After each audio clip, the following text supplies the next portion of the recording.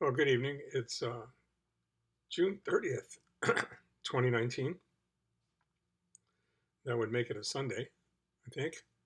Um, Journal number 94, T+88. Yes, I am wearing a bathrobe. I had a great workout a little bit earlier, and I perspire even more than I used to, so it warranted an early shower. Today's been pretty uneventful, really, other than a couple of things. We ran into somebody else wearing a mask. Um, and he just arrived here at the hotel, and he's on his day 25 post transplant. Usually, leukemia, in many cases, leukemia transplant patients seem to get out earlier um, somehow. We had an interesting conversation about that, and it was great to be able to tell him that he should take everything in stride and he was going to be okay.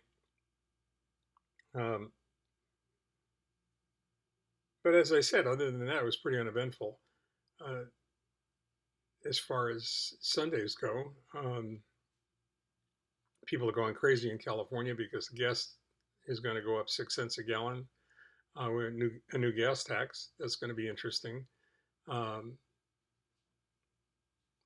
you would think that they were giving the gasoline away free, uh, especially at the major big box store retailers, gasoline retailers. But even going, shopping early in the morning to beat the heat, not supposed to be out in the heat after um, 10 o'clock, and the caveat the window is 10 to 4, and I try to live with that. Um, the only thing that's really noteworthy is recognizing that we're getting very, very close to the end of my 100 days, which thank God has been pretty uneventful, especially this last portion of it. The last 30 to 45 days has been good. Um, certainly tolerable, more than tolerable. Uh, I noticed that there's a theme that happens. I think the universe, in its infinite wisdom, um, prepares you for some of the things that are coming next, however you want to define that, by causing you to think about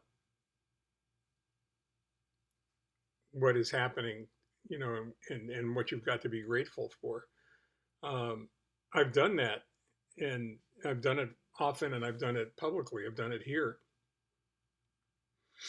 But Leslie and I really wanted to stop and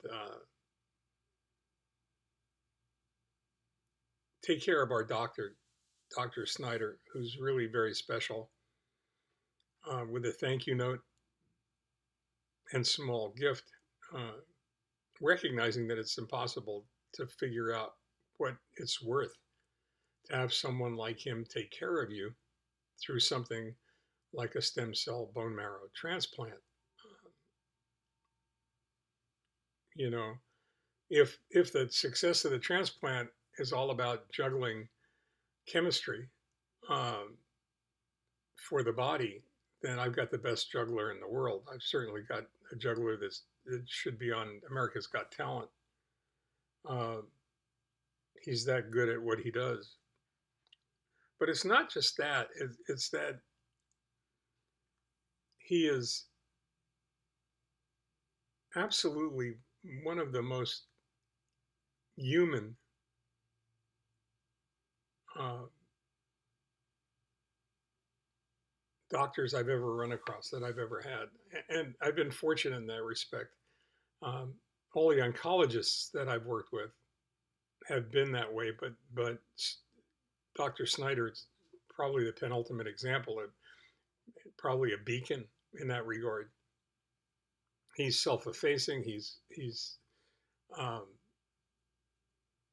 humble in many ways, quiet, nice, uh, just a terrific human being. So you sit down and try and figure out how you're going to write a note to fit inside a card so that you can sum up, what the last 5 years have 5.5 years have really meant to you. And it's not so easy. I even thought about writing it on the computer and then printing it out and including it in the card so I could get more words on the page. But then I said it would be like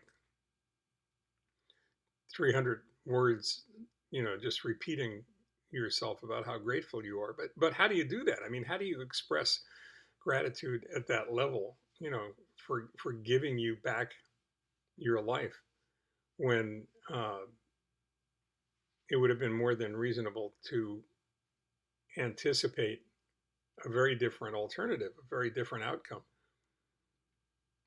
And I don't know whether you remember this or not, but I'm sure that I went over it at least once before. But the way we came to to Dr. Snyder and City of Hope, aside from reputation of the campus of the facility, when I was diagnosed really, really early in the disease, earlier in the disease than they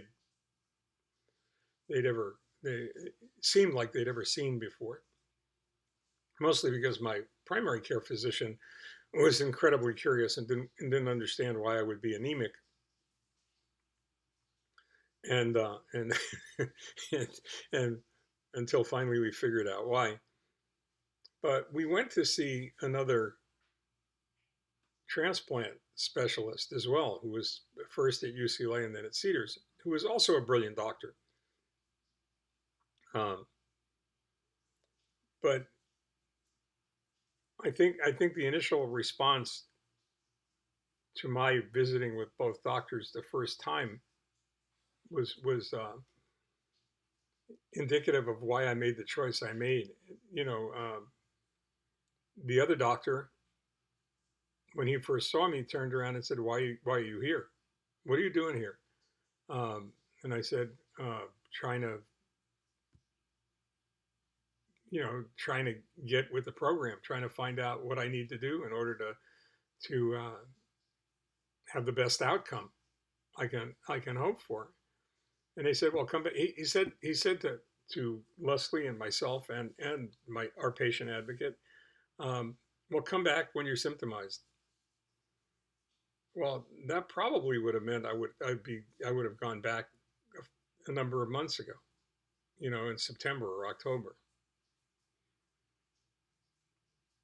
When we saw Dr. Snyder, he looked at me and he said, "This is really unusual because you're not presenting any symptoms. Maybe you should come back in a year and we'll take a look at you." And then finally that actually changed to twice the first year, and then started to shorten up more and more. And I'm certain, I can't be 100% certain because I've never discussed it with him, but I'm I'm I'm pretty certain that one of the reasons that he reacted so differently is that he wanted to see how the disease progressed, um, and to see what could be learned from that. And that was a different way to handle all of the things that we were looking at that particular moment. And I pretty much made the decision at that point that he was going to be, unless something radical changed, I would be treated at City of Hope, and he would be the one to treat me. And after all is said and done, that's what happened. And now I'm sitting here trying to figure out what to write and to thank this man for sharing his knowledge and his skill and his ability, um, throughout the transplant process, making it possible for me to get the transplant, recommending me to the transplant team, the committee, because nothing happens without the committee's approval. Um, and without his help, without his direct involvement and without his indirect involvement, we'd be looking at a very different outcome. So when you think about gratitude and an attitude of gratitude, um, think about things like writing down what you're grateful for and who. Um, Make it like a resume. You'd be surprised at how many things there are there to be grateful for. Um, Write a thank you note. Even if you don't send it, write it. See what you have to say about all the wonderful people that are involved in your life and make your life special. It's humbling. It I don't know what I'm going to say, but I do know I'm going to end it with thank you isn't enough, and the only other way to say thank you is to dedicate yourself to a life of service, um, helping him help others. So that's what I think I'd like to end with tonight. Stay well, take care, get ready for the holiday, July 4th. Be careful. We'll talk before that. I got clinic tomorrow. I'm sure I'll have plenty to let you know about then. In the meantime, good night. Nice.